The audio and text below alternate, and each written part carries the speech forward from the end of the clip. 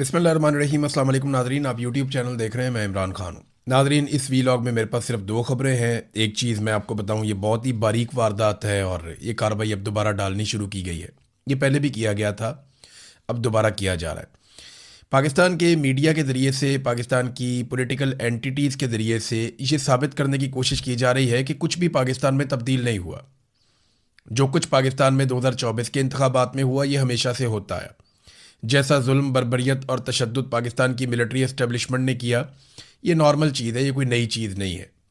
दहशतगर्दी पहले भी थी, दहशतगर्दी आज भी है। मईशत के साथ जो इमरान खान के दौर में हुआ, वही अभी हुआ। जो सहाफ़ियों के साथ या मीडिया के साथ इमरान खान ने किया, बिल्कुल वही चीज़ें आज भी हो रही हैं। ये दावा किया जा रहा है और ये एक तासुर दिया जा रहा है, लेकिन फैक्ट्स कुछ और है।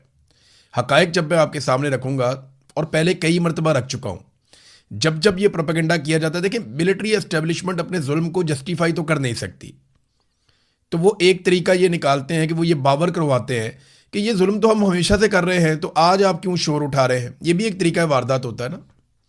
बहुत सारे सहाफ़ी ये कहानी सुनाते हैं कि जनाब नहीं नहीं, इमरान खान के दौर में ये चीज़ बहुत बुरी थी, नहीं इमरान खान के दौर में तो मीडिया के साथ ये हो गया था, वो हो गया था। हुआ था, लेकिन आप इस दौर के साथ मुवाजना नहीं कर सकते। ज़मीन आसमान का फ़र्क हो जाता है। देखें, समझने की बात है।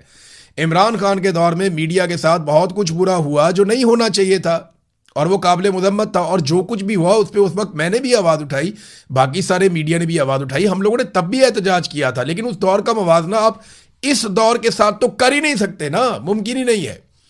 मैं कुछ चीज़ें आपको बताता हूँ कि तो देखें, कहते हैं इलेक्शन चोरी हुआ तो पहले भी हुआ था, सहाफ़ियों पर सख्ती आई तो पहले भी आई थी, मईशत तबाह हुई तो इमरान खान ने भी की थी। अब ये कहते हैं इस तरह से, लेकिन फैक्ट्स आप देखेंगे जो कुछ 2024 के इंतखाबात में हुआ, ऐसे तारीख में पहले कभी नहीं हुआ।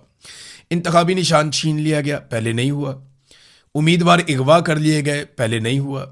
कागजात नामजदगी जमा करवाने जा रहे हैं, रस्ते में कागजात ही छीन लेते हैं, ऐसा हमने पहली दफ़ा देखा। जलसे और जुलूसों पर एक पॉलिटिकल पार्टी जो इलेक्शन में है उस पर मुकम्मल तौर पे पाबंदी लग गई, ये भी हमने पहली दफ़ा देखा। एक पॉलिटिकल पार्टी का झंडा आपको कहीं नज़र नहीं आया, पोस्टर और बैनर कहीं नज़र नहीं आया, ये भी हमने पहली दफ़ा देखा। वोट मांगने तक पे पाबंदी लगा दी गई, ये भी हमने पहली दफ़ा देखा। 6 माह से एक लीडर मुकम्मल तौर पे गायब था, ना उसकी तस्वीर, ना उसकी ऑडियो, ना उसकी वीडियो। अगवा बराए बयान तवातर के साथ हो रहे थे, जबरी तौर पे लापता किया जाता था उम्मीदवारों को। वो वापस आते थे, कहते थे जी हम पीटीआई से और इमरान खान से हमारा कोई ताल्लुक नहीं है। ये इससे पहले हमने नहीं देखा था। फिर वफादारियां जानबूझकर छुड़वाई गई, दबाव डालकर लोगों पर। चादर और चार दीवारी का तकद्दुस जिस तरह पामाल किया गया इन इंतखाबात से पहले हमने नहीं देखा। हजारों कारकुनों को जेलों में भरकर एक पॉलिटिकल पार्टी को इलेक्शन में उतारा गया, ये भी नहीं देखा। इंटरनेट और मोबाइल फोन बंदिश, यानी ये सारा कुछ भी किया गया। और जब इससे भी कुछ नहीं बना तो रिजल्ट ही तब्दील कर दिया गया। फॉर्म 45 के मुताबिक फॉर्म 47 जारी ही नहीं किए गए। देखें, ये सारी चीजें, कोई एक चीज किसी इलेक्शन में हो गई, कोई दूसरी चीज किसी इलेक्शन में हो गई, कोई एक आधी चीज थोड़े बहुत पैमाने पे एक इलेक्शन में हो गई, ये सारे हथकंडे मिलाकर एक इलेक्शन में इस्तेमाल किए गए। तो ये तो पाकिस्तान की तारीख में पहले कभी नहीं हुआ। 2018 में आरटीएस बैठने का शिकवा पीएमएलएन करती है, लेकिन आज आपके सामने एक बड़ा इंटरेस्टिंग फैक्ट मैं रखता हूं। जरा आप रिजल्ट निकालें और उस टाइम की लाइव कवरेज चेक करें। जब आरटीएस बिठाया गया तो उस वक्त पाकिस्तान तहरीके इंसाफ आगे चल रही थी, लेकिन जब दोबारा आरटीएस बहाल हुआ और रिजल्ट आए तो पीएमएलएन आगे बढ़ गई थी और पीटीआई की सीटें कम हो गई थी। देखिए, अगर तो आरटीएस 2018 में इमरान खान के हक में बिठाया जाता, तो आरटीएस बैठने के बाद जब दोबारा रिजल्ट जारी हुए तो इमरान खान की सीटें पहले से ज्यादा होनी चाहिए थी। लेकिन दिलचस्प बात यह है कि जिस वक्त आरटीएस को बिठाया गया उस वक्त इमरान खान साहब की पार्टी ज्यादा आगे चल रही थी, और जब दोबारा नतायज जारी किए गए तो इमरान खान साहब की पार्टी कम आगे चल रही थी, यानी पीछे चली गई। यह तो 2018 की वारदात है। अब अगर आप ये देखें कि 2024 में रिजल्ट बंद हुए, तो जब रिजल्ट बंद हुए तो पाकिस्तान तहरीके इंसाफ 180 नशिस्तों पर जीत रही थी रात 12 बजे के आसपास, और पीएमएलएन जो है वो 17-18 सीटों तक महदूद थी। लेकिन जैसे ही दोबारा रिजल्ट जारी किए गए फॉर्म 47 के, तो पीएमएलएन सादा अक्सरियत में पहुंचा दी बाकी जमातों के साथ मिलाकर। यह भी पहली मरतबा हुआ कि मखसूस नशिस्तें माले गनीमत की तरह छीन कर दूसरी पॉलिटिकल पार्टीज में बांट दी गई। तो 2024 के इंतखाबात का जो बंदा भी पिछले इंतखाबात के साथ मवाजना करता है वो ज्यादती करता है। हाँ, 2018, 2013, 2008, उससे पहले 2002, इन इंतखाबात का आप आपस में मवाजना कर सकते हैं, लेकिन 2024 के इंतखाबात के साथ आप बाकी इंतखाबात का मवाजना नहीं कर सकते। हाँ, ज्यादती हमेशा एस्टेब्लिशमेंट करती है, लेकिन एक लिमिट तक करती है। लेकिन इस मरतबा उन्होंने अपने सारे हथियार इकट्ठे करके एक साथ चलाए हैं और उनकी शिद्दत में भी इजाफा किया। सहाफियों पर जुल्म एक आ जाता है जी, तो इमरान खान के दौर में भी हो रहा था, अब भी हो रहा है, कौन सी को नई चीज हो रही है? नहीं जी, ऐसे नहीं है। इमरान खान के दौर में सहाफियों के साथ जो हुआ वो बहुत बुरा हुआ। मैं आज भी कहता हूं और मैं उस वक्त भी कहता था, लेकिन उसका मवाजना आप नवाज शरीफ के पिछले दौर से कर सकते हैं। 2022 के बाद तो कहानी बदल गई ना। मामला यह है कि इमरान खान के दौर में सहाफियों के साथ जो बुरा हुआ वो तवातुर से पहले भी होता चला आ रहा था। नवाज शरीफ के दौर में, पीपल्स पार्टी के दौर में, या उससे पहले कुछ हद तक मुशर्रफ के दौर में, और उससे पहले वाले दौर में भी। तो आप मुवाजना वहां कर सकते हैं। रजीम चेंज ऑपरेशन के बाद जो सहाफियों के साथ हुआ उससे नहीं कर सकते। देखें ना, मोतीउल्लाह जान साहब जबरी तौर पर लापता होते हैं, हम सब शोर मचाते हैं, उसकी मजम्मत करते हैं, रोला डालते हैं, और 5 घंटे के अंदर इमरान खान साहब उसका नोटिस लेते हैं, बहुत सख्ती करते हैं। पाकिस्तान की आईएसआई को मोतीउल्लाह जान साहब को छोड़ना पड़ जाता है, वो मंजर आम पे आ जाते हैं। जबकि मुझे जबरी तौर पे लापता किया जाता है और सारे शोर मचाते हैं, सब बोलते हैं। 5 महीने तक मुझे एक अजाब के अंदर मुसल्लत करके रखा जाता है कि हमारी बात मानो, नहीं तो हम नहीं छोड़ेंगे। कितना फर्क है, कहां 5 घंटे और कहां 5 महीने। मोतीउल्लाह जान को भी अगर इस दौर में उठाया जाता, अगवा किया जाता, जबरी तौर पे लापता किया जाता, हो सकता है वो 5 महीने क्या 1 साल उनको ना छोड़ते। तो ये जो जुल्म और ज्यादती की दास्तानें अब लिखी गई हैं, ये माजी में नहीं थी। अरशद शरीफ की शहादत वाला जो मामला इतना बड़ा, ये पहले नहीं हुआ कभी। सहाफियों के ऊपर इस बड़े पैमाने पर मुकदमा दर्ज नहीं हुए। आज 1 दर्जन से ज्यादा सहाफी पाकिस्तान से बाहर बैठे हुए हैं।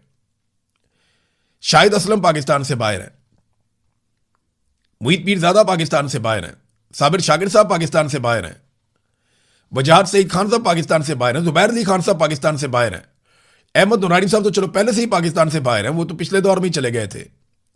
और भी सहाफी हैं जो पाकिस्तान छोड़ छोड़ कर चले गए हैं। ये जो इंसानी हकूक की पामालियां हो रही है, इनका भी कहा जाता है जी इमरान खान के दौर। ओ भाई, हर दौर में इंसानी हकूक की पामालियां हुई हैं।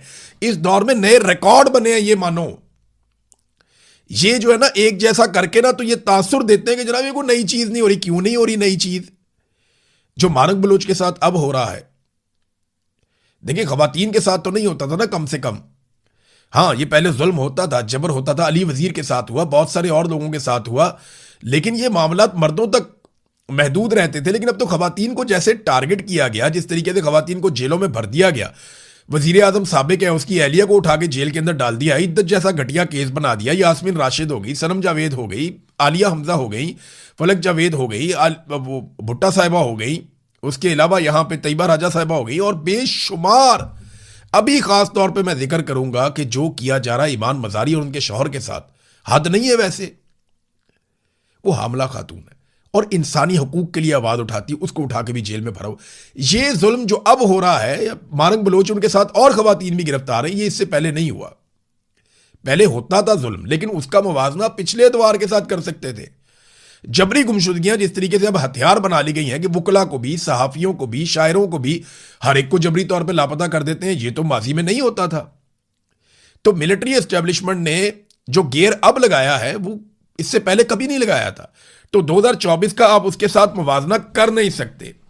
अब नॉर्मलाइज करने के लिए ये कहते हैं जनाब मईशत तो इमरान खान के दौर में भी खराब थी, सारे अदादोशुमार आप उठा लें, खासतौर पर जो हुकूमत के अपने अदादोशुमार हैं उनको आप देखें तो गुर्बत और बेरोजगारी के रिकॉर्ड टूट गए हैं, महंगाई के रिकॉर्ड भी इसी दौरे हुकूमत में टूट गए हैं, कर्जे लेने की रफ्तार के रिकॉर्ड भी इस दौरे हुकूमत में टूट गए हैं, शायद आइंदा कोई और ना तोड़ पाए। कम तरीन सरमायाकारी का भी 50 साल रिकॉर्ड टूट गया है। ब्रेन ड्रेन पाकिस्तान में हो रहा है, लोग पाकिस्तान छोड़कर जा रहे हैं, यहां पे भी सारे रिकॉर्ड टूट गए हैं। हालांकि एयरपोर्टों में सख्त निगरानी है, फिर भी लोग पाकिस्तान छोड़ छोड़ के बाहर जा रहे हैं। पाकिस्तान से पैसा बाहर जा रहा है। वजीर दाखिला ने खुद बताया कि $100 अरब 3 साल के अंदर मनी लॉन्डर हो गए पाकिस्तान से। ये सब हम देख रहे हैं ना।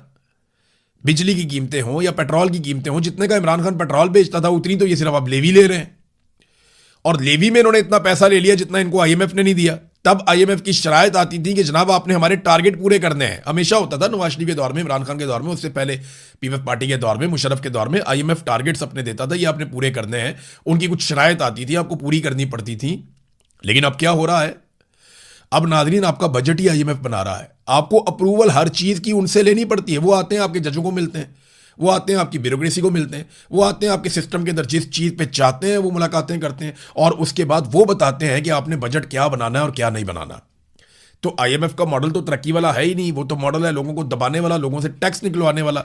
और वो फिर आप निकालेंगे क्योंकि वो बैंकिंग का एक पूरा सिस्टम है, वो मईशत को आपकी सपोर्ट नहीं कर सकता, वो आपको खुद करनी थी। दहशतगर्दी का, अच्छा एक और चीज, मल्टीनेशनल कंपनियां पाकिस्तान कितनी छोड़ के चलेगी? फॉरेन इन्वेस्टर्स जो कंपनियां थी वो तकरीबन 90 कंपनियां, कैसर बंगाली साहब ने अभी एक फैक्ट सामने रखा कि वो भी छोड़कर चले गए। बड़ी बड़ी मल्टीनेशनल कंपनियां जो पाकिस्तान के अंदर काम करती थी, आप बड़े फख्र से बताते थे, वो पाकिस्तान छोड़कर चली गई। बहुत सारे लोग बेरोजगार हो गए। ये इस दौर में हुआ, इसका मुकाबला नहीं आप किसी के साथ कर सकते। इमरान खान के दौर में कोरोना भी आ गया, बदतरीन हालतें हो गई, लेकिन आप उसका मुवाजना करना चाहते हैं तो मुशर्रफ के दौर से कर लें। इकोनॉमी में पीपल्स पार्टी या पीएमएलएन का जो दौर था 2013 से 18, उससे कर लें। ये जो अब तबाही है ये कंपेरेबल ही नहीं है, इसका मुकाबला उसके साथ कर ही नहीं सकते। दहशतगर्दी की शिद्दत में जो इजाफा हुआ है, ये पाकिस्तान में एक रिकॉर्ड टूट गया। परवेज मुशर्रफ जिस लेवल पे दहशतगर्दी को छोड़कर गया था, और उसके बाद जो एक वेव आई थी चंद साल के लिए, ये पाकिस्तान वहां पहुंच गया वापस।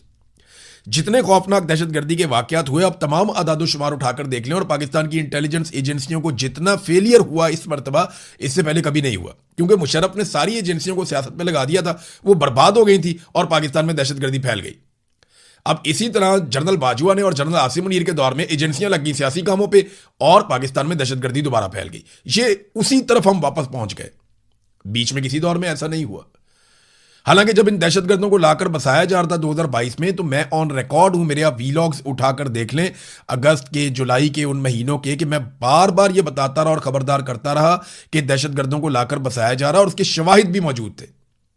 लेकिन किसी ने कान नहीं धरे, सिर्फ अपने सियासी फायदे के लिए दहशतगर्दों को ले आए। अब वो गले पड़ा हुआ है, मामला इनसे हल ही नहीं हो रहा। फिर यह भी कहा जाता है कि इमरान खान उसी तरह इक़्तिदार का भूखा है जैसे नवाज शरीफ और जरदारी और बाकी लोग। देखें, इमरान खान ने उनसे बहुत सख्त जेल काटी है, ये आपको मानना पड़ेगा। जालमो, ये तो मानो वो 3.5 साल से ये तकलीफ बर्दाश्त कर रहा है, 3 साल से वो जेल में है। उसे जिस तरह की जेल में रखा गया है, नवाज शरीफ और जरदारी ने कभी ऐसी जेल सोची भी नहीं। बदतरीन जेल काटकर वो साबित कर रहा है उसकी लड़ाई सिर्फ इक़्तिदार के लिए नहीं है।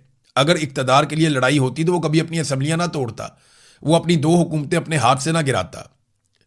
अगर ये इक़्तिदार के लिए लड़ाई होती तो इमरान खान को बार बार मौका और ऑफर मिलती रही, बल्कि हुकूमत खुद ये कहती रही कि इमरान खान बात ही नहीं मान रहा, या इमरान खान लचक नहीं दिखा रहा, या इमरान खान किसी सौदेबाजी के लिए तैयार नहीं है। एक इल्ज़ाम लगाया जाता है कि इमरान खान ने गलत बंदे लगा दिए थे, इसमें बुज़दार की मिसाल दी जाती है और लोगों की मिसाल दी जाती है। तो मेरा सादी सी मेरी बात यह है कि इमरान खान के बारे में कहा गया उसने गलत बंदे लगाए, उन बंदों ने करप्शन की, तो उसमें से कितने बंदे पकड़े हैं अभी तक? बुज़दार पे इल्ज़ाम थे ना, किधर है बुज़दार? वो तो बाहर फिर रहा है।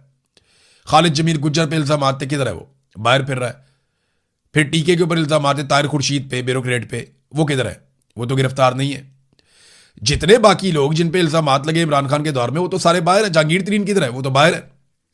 अलीम खान किधर है? वो तो इक़्तिदार में है।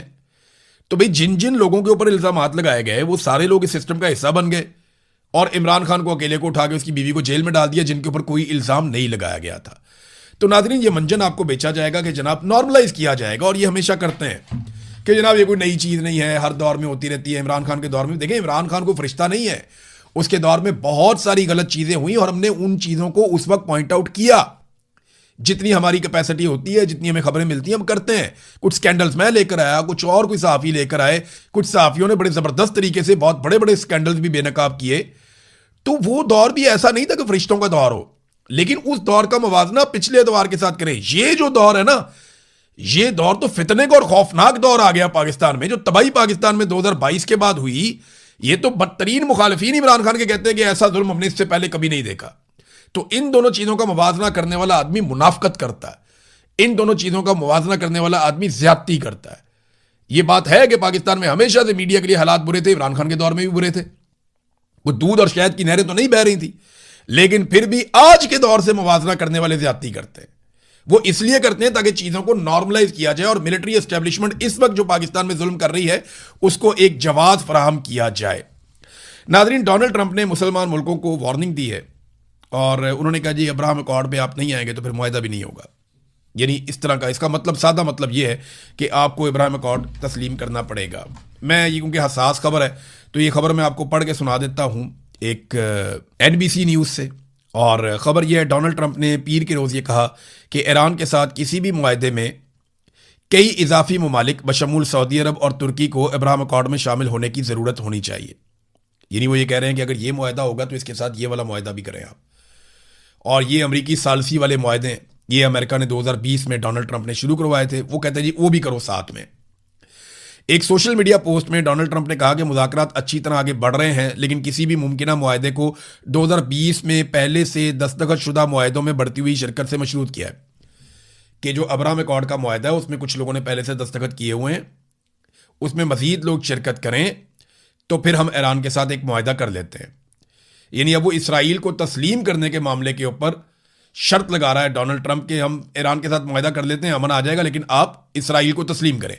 दबाव ज्यादा किन मुल्कों के ऊपर डाल रहा है, उन्होंने सऊदी अरब और कतर की तरफ इशारा किया कि वो ममालिक हैं जिन्हें फौरन दस्तखत करने चाहिए। यानी सऊदी अरब और कतर से तो बड़ा सख्त डिमांड डोनाल्ड ट्रंप ने किया कि आप फौरन अब्राहम अकॉर्ड के ऊपर दस्तखत करें। इसके बाद पाकिस्तान, तुर्की, मिस्र और उर्दन, बहरीन और मुत्तहिदा अरब अमारात के उन्होंने नाम लिए, जबकि इनमें से मिस्र, उर्दन, बहरीन और UAE ये पहले ही जो तस्लीम करते हैं, हम सब जानते हैं कि वो पहले से ही 2020 में इस मुआहदे में शामिल हो चुके हैं। बल्कि इसके अंदर कुछ और ममालिक भी शामिल हो गए थे, जिनमें सूडान भी है, जिसके अंदर कजाकिस्तान भी है, जिसके अंदर एक मुल्क जो है वो मराकश भी है। तो ये कुछ ममालिक पहले शामिल हो गए थे। तो डोनाल्ड ट्रंप ने अब ये कहना शुरू कर दिया, सऊदी अरब का तो मुझे बहुत मुश्किल लगता है, पाकिस्तान का भी मुश्किल लगता है। पाकिस्तान का इन्हिसार इस बात पे है कि अगर सऊदी अरब अब्राहम अकॉर्ड का हिस्सा बन जाता है तो फिर पाकिस्तानी हुक्मरान जो हैं और एस्टेब्लिशमेंट इस डिबेट को छेड़ेगी कि जनाब क्योंकि सऊदी अरब ने कर लिया तो जब अरबों को एतराज़ नहीं है तो हमें क्या एतराज़ है, हम तो अपने भाइयों के साथ खड़े हैं। तो ये फ़लस्तीन की बेहतरी के लिए, एक नए मुस्तकबिल की तलाश के लिए और फ़लस्तीनी रियासत के क़याम के लिए हम इसका हिस्सा बन रहे हैं। लेकिन देखें, जब आज से 6 साल पहले बाकी ममालिक ने इस पर दस्तखत किए तब उन्होंने भी यही कहा था कि फ़लस्तीनी रियासत का क़याम अमल में आएगा। लेकिन उसके बाद फ़लस्तीनियों का इतना बड़ा कत्लेआम हुआ कि लगभग 1 लाख फ़लस्तीनी शहीद कर दिए गए।